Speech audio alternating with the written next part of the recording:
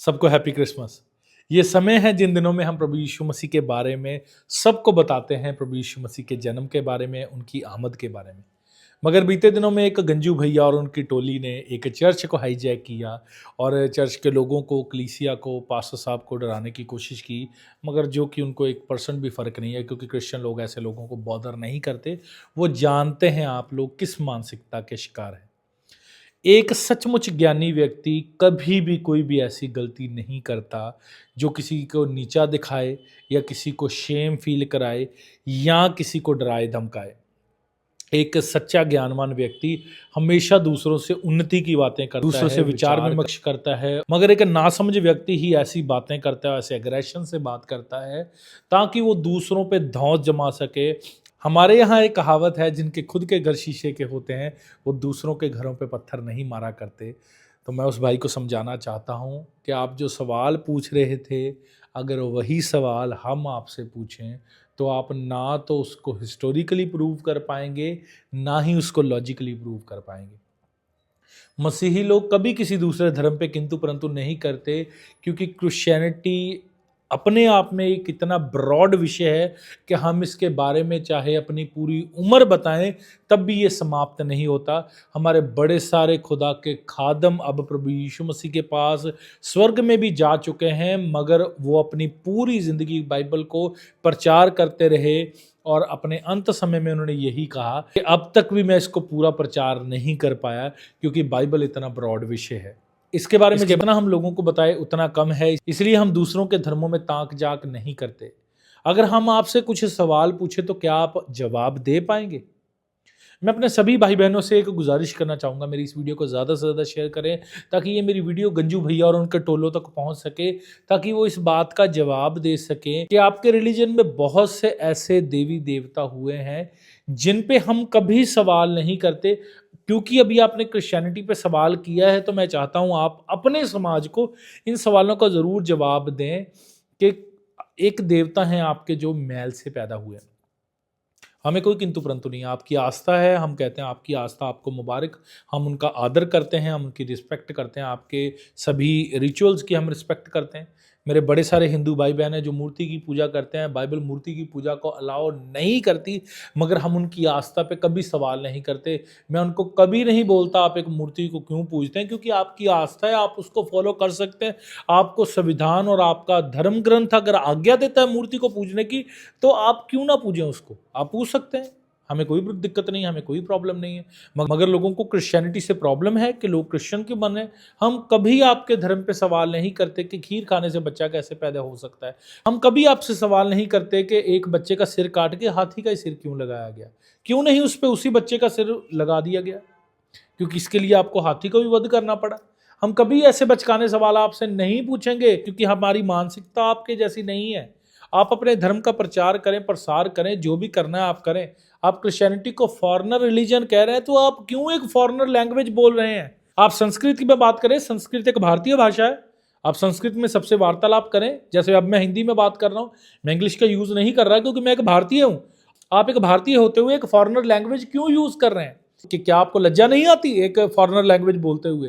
क्या आपको लज्जा नहीं आती एक फॉरेनर कपड़े पहनते हुए? जो आप वस्त्र धारण किए हुए हैं ये भारत के नहीं है, आपको भारत के कपड़े पहनने चाहिए।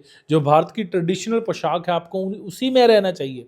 आपको वो सभी चीज़ें करनी चाहिए जो एक भारतीय करता है। विदेशों में मंदिर बन रहे हैं, क्रिश्चियंस को कोई प्रॉब्लम नहीं है। बड़ी ऐसी जगहें हैं जहाँ पे चर्च को मंदिर में कन्वर्ट किया जा रहा है। हम कभी इस पे किंतु परंतु नहीं करते, क्योंकि हमें ज़रूरत ही नहीं है। हम अपने धर्म का प्रचार कर लें, हम अपने प्रभु यीशु मसीह की खूबियों को लोगों को बताएं, हम उसकी भलाइयों को लोगों के बारे में बताएं। हम इसमें व्यस्त हैं। हम आपकी तरह वेले नहीं हैं कि हम लोगों के चर्च में जाकर, लोगों के मंदिरों में जाकर उनको ऐसे थ्रेट करें, उनको डराएं धमकाने की कोशिश करें, जिसका कि 1% भी उन पर कोई प्रभाव नहीं है कलीसियों पे। आप उस बहन से इतनी बदतमीजी से बात कर रहे हैं, आपके मॉरल्स बता रहे हैं। आपको कौन सी शिक्षा है? क्या आपका धर्म आपको किसी औरत से बेबी करके बात करने को अलाउ करता है? क्या आप अपनी माँ को भी बेबी बोलते हैं, अपनी बहन को भी बेबी बोलते हैं? क्या यही बातें आप अपने परिवार में भी करते हैं? आपका बोलने का लहजा और एटीट्यूड बताता है कि आप मानसिक संतुलन से बाहर हैं। आपको किसी अच्छे डॉक्टर की ज़रूरत है और आपको प्रार्थनाओं की ज़रूरत है। अगर आपको कोई ऐसा व्यक्ति नहीं मिलता जो आपके लिए दुआ कर सके, तो हम आपके लिए दुआ करेंगे मेरे भाई, ताकि आपका मन अशांति से बाहर आए और शांति में आए।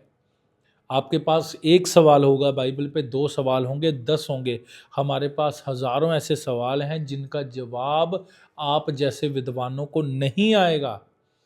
आप लॉजिकली, हिस्टोरिकली किसी भी तरीके से उसे प्रूव नहीं कर पाएंगे। आपकी तो स्टोरीज ही नहीं मैच करेंगी आपकी रिलीजियस बुक्स से जो आप पढ़ते हैं। प्लीज़ क्रिश्चियन लोगों को इस राह पे ना चलाएं, क्योंकि आप सभी जानते हैं मेजॉरिटी ऑफ द क्रिश्चियंस जो हैं वो अपनी स्वय इच्छा से प्रभु यीशु मसीह में आए हैं। वो पीछे एक हिस्ट्री छोड़ के आए हैं। जो आप अभी पढ़ रहे हैं वो पढ़ चुके हैं, और उसमें बड़ी सारी चीज़ें वो ढूंढ चुके हैं, सवालों को जो वो आपसे पूछ सकते हैं। हम सवाल आपसे इसलिए नहीं पूछते क्योंकि हम नहीं चाहते कि हम आपकी धार्मिक आस्था को ठेस पहुंचाएं। हम आपसे प्यार करते थे, करते हैं और करते रहेंगे। हम आपसे कभी किसी विषय में किंतु परंतु नहीं करेंगे। मगर एक विनती है मेरी अपने सभी सूझवान हिंदू भाई बहनों से, ऐसे नासमझ लोगों को बंद करके रखें ताकि ये हमारे देश का माहौल ना खराब करें। क्रिश्चियन लोग कभी आप पे अटैक नहीं करेंगे, मगर आप देख रहे हैं जब परमेश्वर बोलता है तो विदेशों तक इसकी गूंज जाती है। हम देख रहे हैं बीते दिनों एक भाई के साथ जो भी हुआ हमारी नेबर कंट्री में, वो अति शर्मनाक था। क्या भारत में हम भी दूसरों के साथ ऐसा नहीं कर रहे जो हमारे लोगों के साथ बाहर हो रहा है? आप जितना क्रिश्चियनिटी का विरोध कर रहे हैं, क्रिश्चियनिटी शांत है, हम प्रार्थनाएं कर रहे हैं, मगर आपको बाहर से जवाब मिल रहा है और आपको फिर मिर्चें बड़ी लग रही हैं कि क्यों हमारे लोगों को सताया जा रहा है, क्यों हमारे लोगों को मारा जा रहा है, क्यों उनको लटकाया जा रहा है।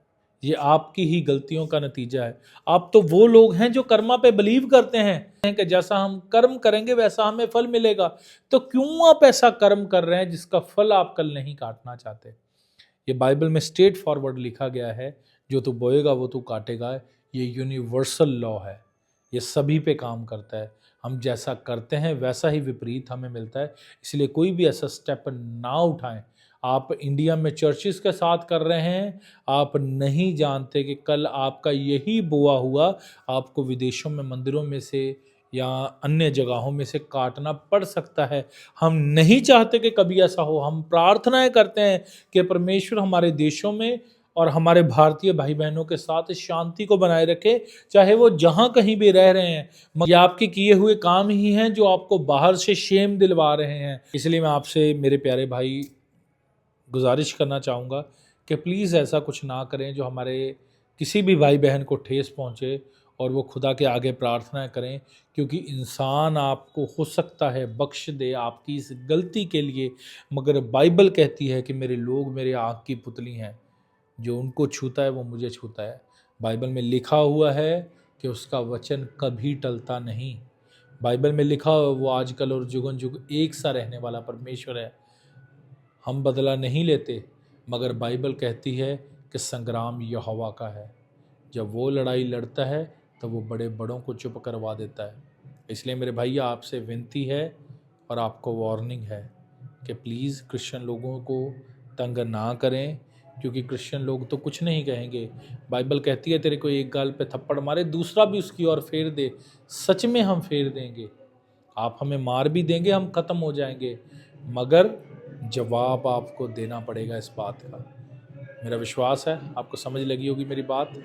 प्रभु आपको बरकत दे। Happy Christmas.